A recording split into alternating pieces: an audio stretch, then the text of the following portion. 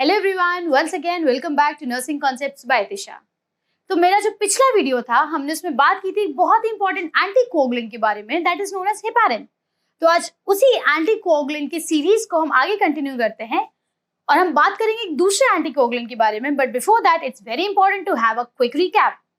तो जो anti clotting drugs की जब हम बात करते हैं, ऐसे ड्रग्स जो ब्लड को क्लॉट होने से रोकते हैं, राइट। तो anti clotting drugs can be divided into three. First is anticoagulants, दूसरा थ्रोम्बोलाइटिक्स, तीसरा एंटीप्लेटलेट्स। पिछले वीडियो में भी मैंने बताया था एंटीकोगुलेंट्स के मोस्ट कॉमन दो एग्जांपल्स है, जिसमें सबसे पहला आता है हेपारिन, जो मैंने ऑलरेडी पिछली वीडियो में आपसे डिस्कस कर लिया है, एंड दूसरा इज वॉरफेरिन। हेपारिन आईवी या सबक्यूटेनियस है, वॉरफेरिन ओरल है। थ्रोम्बोलाइटिक्स में अगर हम बात करते हैं, थ्रोम्बोलाइटिक्स में सबसे कॉमन हमारे आते हैं, जैसे कि आपने नाम सुना होगा स्ट्रेप्टोकाइनेस। जितने भी हमारे टीपीएस होते हैं वो इस थ्रोम्बोलाइटिक्स में आते हैं। एंटीप्लेटलेट्स का सबसे कॉमन एग्जांपल इज एस्पिरिन।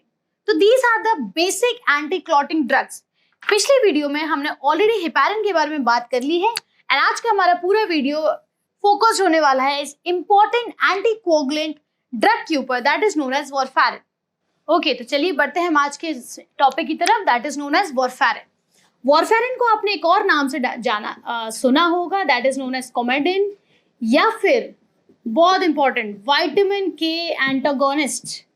तो अगर आपको एग्जाम में पूछते हैं what is coumadin, then that is warfarin, vitamin K antagonist. या फिर वॉरफेरिन किस फैमिली से बिलोंग करता है, तो warfarin belongs to the family of vitamin K antagonist. हम वॉरफेरिन की जब बात करते हैं तो वॉरफेरिन एक ऐसा ड्रग है जो कि क्या है, एंटीकोगुलेंट तो आपने सुन ही लिया है, जो कि क्या है, ब्लड थिनर है। अब इस वॉरफेरिन का काम क्या है? इसका काम है जो भी ब्लड क्लॉट है बॉडी के अंदर, यानी कि कोई थ्रोम्बस हो गया, कोई एम्बुलाई हो गया, उसके ग्रोथ को स्टॉप करना। तो इस वॉरफेरिन का काम क्या हो गया, कोई भी जो ब्लड क्लॉट बॉडी के अंदर प्रेजेंट है, कोई भी थ्रोम्बस प्रेजेंट है, कोई भी एम्बुलाई प्रेजेंट है, उसके ग्रोथ को प्रिवेंट करना। तो वॉरफेरिन का काम क्या है, prevent the growth of any blood clot. फिर प्रिवेंट फॉर्मेशन ऑफ, क्या प्रिवेंट करना, फॉर्मेशन ऑफ न्यू क्लॉट, किसी भी नए क्लॉट के बनने को रोकना। ये दो बहुत इंपॉर्टेंट काम है इस वॉरफेरिन के। तीसरी चीज जो वॉरफेरिन नहीं करता है, warfarin does not, remember this, it's very important, exam में पूछ सकते हैं, warfarin does not dissolve the clot. जो ऑलरेडी ब्लड में अगर कोई क्लॉट्स प्रेजेंट है, कोई भी थ्रोम्बस और या एम्बुलाई ऑलरेडी अगर एग्जिस्ट करता है, उसके वो डिसोल्यूशन में या उसके ब्रेकडाउन में वॉरफेरिन नहीं इन्वॉल्व है। उसके लिए कौन से ड्रग्स आ जाएंगे, थ्रोम्बोलाइटिक्स आ जाएंगे। तो वॉरफेरिन की ये थी एक छोटी सी ब्रीफ कहानी। अब आगे बढ़ेंगे। ओके, तो अब बात करते हैं हम वॉरफेरिन के इंडिकेटर्स की, कि कौन कौन सी ऐसी कंडीशंस हैं जब हम वॉरफेरिन एडमिनिस्टर करते हैं। तो वॉरफेरिन एडमिनिस्टर करने का आपको समझ ही गए होंगे आप, क्योंकि एंटीकोगुलेंट है, ब्लड थिनर है, तो अगर कोई एम्बुलाई है, कोई थ्रोम्बस है, तब हमें एडमिनिस्टर करना है। तो सबसे पहला पल्मोनरी एम्बोलिज्म, जो हमने हेपारिन में पढ़े थे, एग्जैक्टली सेम, ऑलमोस्ट सेम सारे इंडिकेटर्स इसके भी होंगे। पल्मोनरी एम्बोलिज्म के केस में, वीनस थ्रोम्बस एम्बुलाई के केस में हम एडमिनिस्टर कर सकते हैं। डीप वेन थ्रोम्बोसिस, डीवीटी के कंडीशन में, याद रख लीजिएगा। एट्रियल फिब्रिलेशन के केस में कब करते हैं एडमिनिस्टर, एट्रियल फिब्रिलेशन के केस में। एमआई, मायोकार्डियल इंफार्क्शन के केस में हम वॉरफेरिन को एडमिनिस्टर करेंगे। और क्या है, कोई भी पोस्ट ऑपरेटिव पेशेंट है, कौन सी सर्जरी का, एग्जाम में बहुत पूछते हैं इस चीज को, कोई भी हिप या नी सर्जरी का पेशेंट है, पोस्ट ऑप कंडीशन है, तब हम वॉरफेरिन एडमिनिस्टर करते हैं। कोई भी अगर स्ट्रोक का कॉम्प्लिकेशन है, स्ट्रोक का कंडीशन है, उस केस में हम एडमिनिस्टर करेंगे। कोई भी अगर कार्डियक वाल्व रिप्लेसमेंट, किसी पेशेंट का अगर कार्डियक वाल्व रिप्लेसमेंट हुआ है, उस कंडीशन में हम ये वॉरफेरिन एडमिनिस्टर करेंगे। So these are certain of the indicators या इंडिकेशंस जिस कंडीशन में हम वॉरफेरिन को एडमिनिस्टर करते हैं। ओके, तो अब बात आती है कॉन्ट्रा इंडिकेशंस की। अभी मैंने बोला था जो भी इंडिकेटर्स हैं हेपारिन के, ऑलमोस्ट सेम इंडिकेटर्स होते हैं वॉरफेरिन के भी, बट कॉन्ट्रा इंडिकेशन में थोड़ी सी अलग बात जाती है। हेपारिन जो है हम प्रेगनेंसी के समय दे सकते थे, पिछले वीडियो में मैंने बताया था heparin is safe during pregnancy, क्योंकि वो प्लाजेंटल बैरियर को क्रॉस नहीं करता। बट वॉरफेरिन के साथ ऐसा नहीं है, वॉरफेरिन का स्ट्रिक्ट नो है, स्ट्रिक्ट नो, कब नहीं देना है, ड्यूरिंग प्रेगनेंसी। क्यों नहीं देना है? क्योंकि ये टेराटोजेनिक है, बर्थ डिफेक्ट्स क्रॉस कर सकता है, प्लाजेंटा की बैरियर को क्रॉस कर सकता है। तो कॉन्ट्राइंडिकेशन क्या हो गया हेपारिन का? प्रेगनेंसी। दूसरी बात, प्रेगनेंसी हो गया, या किसी पेशेंट कोई भी प्रेग्नेंट लेडी है जिसको अगर एक्लैम्शिया का कंडीशन है, प्री एक्लैम्शिया का कंडीशन है, किसी पेशेंट को अगर मिसकैरेज हुआ है या होने के चांसेस हैं, उस कंडीशन में हम वॉरफेरिन एडमिनिस्टर नहीं करते हैं। दूसरी चीज़, किसी पेशेंट को अगर एक्टिव सी है यानी एक्टिव कैंसर है तो एडमिनिस्टर नहीं करना है। कोई भी गैस्ट्रोइंटेस्टाइनल ब्लीडिंग हो रही है तब एडमिनिस्टर नहीं करना है। और कॉन्ट्राइंडिकेशन में क्या आएगा इसके? Cerebral aneurysm, very important. Cerebral aneurysm is very important contraindication for warfarin. दूसरा, कोई भी सीएनएस हेमरेज हो रखा है। बेसिकली कोई भी पेशेंट को किसी भी टाइप का हेमरेज ऑलरेडी अगर हो रखा है, एक्टिव ब्लीडिंग ऑलरेडी है, ऊपर से अगर आप वॉरफेरिन एडमिनिस्टर कर दोगे, यानी क्या एडमिनिस्टर कर रहे हो आप? ब्लड थिनर एडमिनिस्टर कर रहे हो, ब्लड और पतला कर रहे हो, तो भाई ब्लीडिंग तो और ज्यादा होगी ना। तो that is why warfarin is contraindicated specifically in these conditions. And इसके ऊपर जो हमेशा हर चीज का कॉन्ट्राइंडिकेशन होता ही है, वो यहाँ कैसे छूट सकता है? Then that is hypersensitivity. So these are certain contraindications, जिसमें सबसे इंपॉर्टेंट प्रेगनेंसी है। याद रखिएगा, प्रेगनेंसी के केस में हम वॉरफेरिन एडमिनिस्टर नहीं करते। दूसरा इसमें कॉन्ट्राइंडिकेशन जो सबसे इंपॉर्टेंट है दैट इज सेरेब्रल एन्यूरिज्म। और एक और चीज जो यहाँ छूट गई दैट इज किसी पेशेंट का अगर स्पाइनल पंक्चर हो रखा है तो हम एडमिनिस्टर नहीं करेंगे वॉरफेरिन को। So these are the contraindications. Contraindications, indications की हमने बात कर ली। अब हम बढ़ते हैं साइड इफेक्ट्स की तरफ। तो जब हम साइड इफेक्ट्स के बारे में बात करते हैं तो वॉरफेरिन की वजह से होने वाला सबसे कॉमन एंड सबसे most common side effect is haemorrhage, यानी कि ब्लीडिंग होने के चांसेस बहुत ज़्यादा बढ़ जाते हैं। अब ब्लीडिंग हो रही तो ब्लीडिंग कहाँ से होगी? ऊजिंग गम्स में से ब्लीडिंग हो सकती है। दूसरी बात, जिसे हम बोलते हैं हेमेटेमेसिस, यानी कि उसके वॉमिटिंग में या उसके वॉमिटिस में ब्लड आ रहा है, बट वॉमिटिस का जो कलर होगा वो क्या होगा? Coffee ground. तो एग्जाम में आपको ये टर्म पूछ सकते हैं, coffee ground color of vomitus is seen in what conditions? It is seen in case of side effect of warfarin. दूसरी चीज, और warfarin के साइड इफेक्ट्स क्या होते हैं? मलीना, यानी कि blood and stool, blood stool में ब्लड प्रेजेंट है। तीसरा चीज जो इसका बहुत इंपॉर्टेंट है, आप लिख लीजिए, पॉज करके सुन लीजिए, purple toe syndrome. Purple toe syndrome basically क्या होता है? Warfarin induce skin necrosis. Warfarin की वजह से जो स्किन नेक्रोसिस होता है, then that is known as purple toe syndrome. This is known as purple toe syndrome. Exam में पूछ सकता है, इसलिए that's why I'm repeating it again and again. Coffee ground vomitus present हो सकता है, purple toe syndrome present हो सकता है। This is known as warfarin की वजह से होने वाले स्किन नेक्रोसिस को हम purple toe syndrome बोलते हैं। दूसरी चीज, इसके वजह से वॉरफेरिन के और साइड इफेक्ट्स क्या हो सकते हैं? हार्ट रेट बढ़ सकता है, और क्या हो सकता है? ब्लड प्रेशर रिड्यूस हो सकता है, ब्रूजिंग यानी कि ब्लूइश डिस्कलरेशन हो सकता है, और क्या हो सकता है? अगर हम गैस्ट्रोइंटेस्टाइनल ट्रैक्ट की बात करते हैं तो उसमें क्या क्या हो सकता है? बेसिक नोजिया हो सकता है, वॉमिटिंग हो सकता है, एब्डोमिनल क्रैम्प्स हो सकते हैं पेशेंट को। तो these are certain again side effects which occur because of warfarin. इसमें दो याद रखिएगा, coffee ground and purple toe syndrome, again very important. Okay, चलिए बात करते हैं वॉरफेरिन के मैकेनिज्म ऑफ एक्शन की, कि वो किस तरीके से काम करता है। तो अभी हमने कुछ टाइम पहले पढ़ा था कि कोएगुलेशन कैस्केड जो है उसमें दो पाथवे चलते हैं, इंट्रिंसिक और दूसरा चलता है एक्सट्रिंसिक। इंट्रिंसिक तो भाई कौन मेजर करता है? हेपारिन मेजर करता है, मेजर नहीं, हेपारिन इसके ऊपर अफेक्ट करता है, इसके ऊपर एक्ट करता है। एक्सट्रिंसिक के लिए रिस्पॉन्सिबल है वॉरफेरिन। तो एग्जाम में पूछे जाना वाला फिर से एक इंपॉर्टेंट क्वेश्चन, वॉरफेरिन कोएगुलेशन के किस पाथवे को अफेक्ट करता है? तो warfarin affects the extrinsic pathway, ये याद रख लेना। अब दूसरा सवाल उठता है कि वॉरफेरिन किस तरीके से काम करता है? तो वॉरफेरिन क्या करेगा? वॉरफेरिन इनहिबिट करता है, क्या इनहिबिट करता है? Synthesis. Warfarin inhibits the synthesis of factors, clotting factors, जो कि डिपेंड करते हैं किसके ऊपर डिपेंड करते हैं? विटामिन के के ऊपर। तो ऐसे क्लॉटिंग फैक्टर्स जो विटामिन के के ऊपर डिपेंड करते हैं, उनके सिंथेसिस को ये इनहिबिट करता है या रोकता है। अब कौन से ऐसे फैक्टर्स हैं? जैसे कि factor number 2, factor number 7, factor number 9, factor number 10।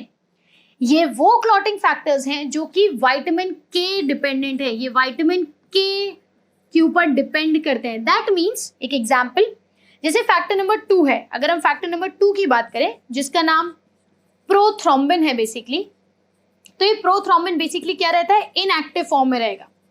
ये इनएक्टिव फॉर्म में रहता है और जब ये विटामिन के कांटेक्ट में आता है, यानी कि जब ये फैक्टर नंबर 2 जो कि प्रोथ्रोम्बिन है जो इनएक्टिव फॉर्म में है, जब ये विटामिन के कांटेक्ट में आता है तब ये एक्टिव फॉर्म में कन्वर्ट होता है और क्या बन जाता है, थ्रोम्बिन।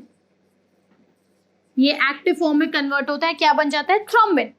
तो अब ये वॉरफेरिन क्या करेगा, वॉरफेरिन इस फैक्टर नंबर 2 के सिंथेसिस को या प्रोडक्शन को क्या कर देगा, इनहिबिट या फिर क्या करेगा, स्टॉप कर देगा। अब जब ये इसके सिंथेसिस को स्टॉप कर दे रहा है तो इवेंचुअली ये एक्टिव में कन्वर्ट ही नहीं होगा। So that is the mechanism of vitamin K, that is how warfarin works. Okay, अब मैकेनिज्म ऑफ एक्शन की बात अगर हम बात करते हैं वॉरफेरिन के ऑनसेट की, तो जो वॉरफेरिन का ऑनसेट है, ये टर्म बिल्कुल याद कर लो, warfarin has a delayed onset या इसका स्लो ऑनसेट है। ये कम से कम 3 से 5 दिन 3 to 5 डेज लेता है काम करने के लिए। ये स्टेटमेंट याद रखना, ये स्लो टू स्टार्ट है, जो वॉरफेरिन है स्लो टू स्टार्ट है, but more time in body, more time in body, यानी कि शुरू तो देर में होगा, 3 से 5 दिन ले रहा है, धीरे धीरे स्टार्ट होता है बॉडी में रहना, काम करना, बट लंबे समय के लिए बॉडी में रहता है। तो इसका जो इफेक्ट रहता है, इसका इफेक्ट जो है वो लॉन्ग टर्म जाता है, या जो इसका यूज है वॉरफेरिन का वो लॉन्ग टर्म यूज है इसका, लेकिन जो ऑनसेट है वो डिलेड है, डिलेड ऑनसेट है बट लॉन्ग टर्म इसका यूज चलता है। अब हम बात करते हैं इसमें हम कौन सा टेस्ट मेजर करते हैं। तो जब हम वॉरफेरिन किसी पेशेंट को चल रहा है तो जो हम टेस्ट मॉनिटर करते हैं, then that is PT INR. PT INR specially INR test को मॉनिटर करेंगे। तो अगर किसी भी पेशेंट का नॉर्मल आईएनआर का जो रेंज आता है वो 0.8 से 1.2 जाता है। हमारे एक वीडियो था मेरा जिसमें था हमने एपीटीटी वर्सेस पीटीआईएनआर की बात की थी, वहां मैंने ऑलरेडी इसको बताया था। आईएनआर का नॉर्मल रेंज 0.8 से 1.2 जाता है, बट अगर कोई ऐसा पेशेंट है जो वॉरफेरिन थेरेपी के ऊपर है तो उसका जो रेंज आएगा, यानी कि जो थेराप्यूटिक रेंज होगा वो ऑटोमेटिकली 2 से 2.5 गुना बढ़ जाएगा, 2 to 2.5 टाइम्स ज्यादा आएगा अगर पेशेंट वॉरफेरिन थेरेपी के ऊपर है। ये याद रख लीजिएगा। दूसरा बात जो यहाँ पे आपको याद रखना है, अगर आपको क्वेश्चन पेपर में दिया जाता है कि कोई एक ऐसा पेशेंट है जिसका आईएनआर का जो वैल्यू है वो 4 और 5, किसी पेशेंट का अगर आईएनआर का वैल्यू 4 या 5 आया है तो मैं सीधे 4 या 5 आया यानी कि बढ़ा हुआ है, तो मैं क्या असेस करना है, असेस करना है for the signs of bleeding. Assess कीजिए, साइंस ऑफ क्या, साइंस ऑफ ब्लीडिंग असेस करें। तो this is about the onset and about the action and test of warfarin. वही अगर हम बात करते हैं वॉरफेरिन की एंटीडोट की, तो सीधी बात एग्जाम में पूछे जाने वाला बहुत ज्यादा फेवरेट क्वेश्चन एग्जामिनर्स का, वॉरफेरिन का एंटीडोट इज विटामिन के। बहुत देर से हम बात कर रहे हैं, विटामिन के डिपेंडेंट फैक्टर्स को इनहिबिट करता है, तो इसका एंटीडोट भी क्या है, विटामिन के। और ये किस कैटेगरी को बिलोंग करता है, विटामिन के एंटागोनिस्ट कैटेगरी को बिलोंग करता है।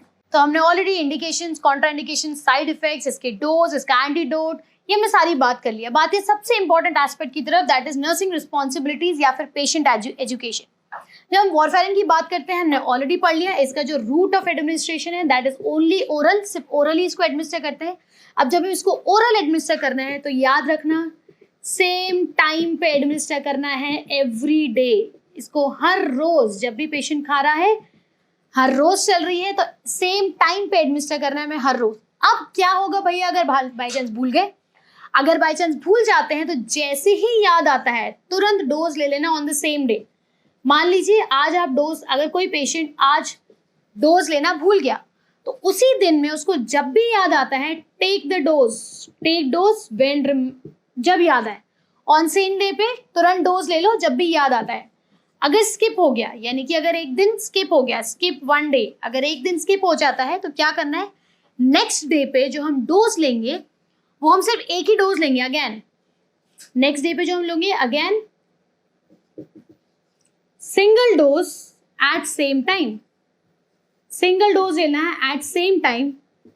Do not repeat, do not take double dose नहीं लेना है या डोज को रिपीट नहीं करना है।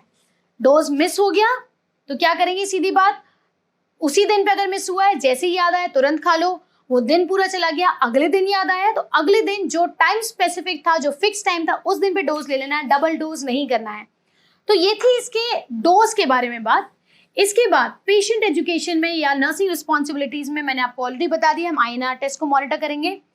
दूसरी चीज, पेशेंट एजुकेशन में जो और एक इंपॉर्टेंट एस्पेक्ट जाता है, इसमें बिल्कुल याद रख लेने की चीज है कि हमें soft tissue brush, soft tissue वाले, सॉफ्ट ब्रिसल्स वाले जो ब्रश होते हैं उसको यूज करना है, क्योंकि हमने क्या पढ़ा था साइड इफेक्ट में, ऊजिंग ऑफ ब्लड हो सकता है, यानी कि गम्स जो है उसमें से ब्लीडिंग होने के चांसेस है, और वारफेरिन का साइड इफेक्ट ब्लीडिंग है। हार्ड ब्रिसल्स यूज करेंगे तो छिल जाएगा, छिलेगा तो ब्लीडिंग होगी। वारफेरिन चल रही है यानी खून पतला है, तो यानी कि क्या होगा, हेमरेज बढ़ने के चांसेस है। तो सॉफ्ट ब्रिसल वाले, soft tissues use, brush use करना है। हमें रेजर्स का यूज नहीं करना है, रेजर्स यूज नहीं होना चाहिए। उसके बाद अवॉइड करना है ग्रीन लीफी वेजिटेबल्स, कोशिश करना है कि हम ग्रीन लीफी वेजीज को हम अवॉइड करें। क्यों अवॉइड करें? इसमें होता है विटामिन के। अब विटामिन के होगा तो वो कोएगुलेशन को बढ़ाएगा, उसको प्रोसीड करेगा। वारफेरिन तो क्या कर रहा है, क्लॉट होने से बचा रहा है, गाढ़ा होने से बचा रहा है, इसलिए हमें क्या करना है, अवॉइड करना है ग्रीन लीफी वेजिटेबल्स। दूसरा इसका जो नर्सिंग एजुकेशन में हमें याद रखना है, OTC यानी ओवर द काउंटर ड्रग्स जो होती हैं, ओवर द काउंटर मेडिसिन जो होती हैं, OTC जो ड्रग्स होती हैं, कौन कौन सी ड्रग्स, जैसे कि NSAIDs, एसिटामिनोफेन हो गया, या कोई भी जो ओवर द काउंटर ड्रग्स होती हैं, वो हमें बिल्कुल ही नहीं लेनी है। No to the over the counter drugs, हमें नहीं लेना है। No to alcohol. ये सारी चीजें इस वारफेरिन के ड्रग इंटरेक्शन में इम्पैक्ट करती है, उसको अफेक्ट करती हैं। दूसरी बात, अगर किसी भी पेशेंट को कोई इंजरी हुई है तो भाई फर्म प्रेशर करो, कट गया है, जोर से दबाओ, ब्लीडिंग रुक जाएगी। एक और चीज, एक क्वेश्चन में पेपर में पूछा गया था, कहीं पे मैंने पढ़ा था कि रिफाम्पिसिन, जो रिफाम्पिसिन आपने सुना होगा, कौन सी ड्रग है, एंटी ट्यूबरकुलर ड्रग है, राइट। तो रिफाम्पिसिन या रिफाम्पिन जो ड्रग है, अगर किसी पेशेंट को रिफाम्पिसिन या रिफाम्पिन चल रही है, वो पूरी तरीके से अफेक्ट करती है क्या, action of warfarin, action of warfarin को ये अफेक्ट करेगी। तो याद रख लीजिएगा, रिफाम्पिसिन एक ऐसी ड्रग है जो वारफेरिन को एक्शन को इफेक्ट करती है। वारफेरिन से रिफाम्पिसिन से वारफेरिन की नहीं, पर रिफाम्पिसिन जो दूसरे और ड्रग्स है, यानी कि कौन से, ओरल कॉन्ट्रासेप्टिव्स हो गए, नेविरेपिन हो गया, इनके भी एक्शन को रिफाम्पिसिन जो है वो अफेक्ट करता है। तो ये हमें याद रख लेना है। These are certain of the nursing responsibilities which we have to remember for sure. Exam में इन्हीं वारफेरिन के जितना मैंने पढ़ा है, इसी में से कहीं ना कहीं क्वेश्चन बनेगा। And I hope that I have cleared all your doubts. अगर कहीं भी कोई भी डाउट है, कुछ भी आपको समझ नहीं आया है, कमेंट बॉक्स हमारे पास बना हुआ है, उसमें टाइप कर दीजिए, छोड़ दीजिए। For sure I am going to reply to your text messages over there. Video पसंद आया है तो do hit the like button, do share, do subscribe, and don't forget to come back to my channel. Thank you.